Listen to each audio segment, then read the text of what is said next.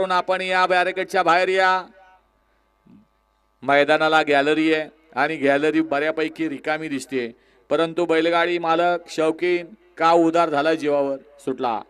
गाडी क्रमांक 18 सुटला. एक सुपरफास्ट बाहेर, दोन सुपरफास्ट बाहेर आणि इकडं आता 6 जण पाहतात, त्यातला एक अजून बाद झाला. अजून एक त्यानं दुसऱ्याचं नुकसान केलं आणि अड्यात आता 2 गाड्यात लढत पाहायला मिळते. पलीकडं बलमा आणि पुष्पा अतिशय सुंदर आणि आकू ड्रायव्हर आणि शंभू ड्रायव्हर मध्ये सुंदर अशी लढत झाली.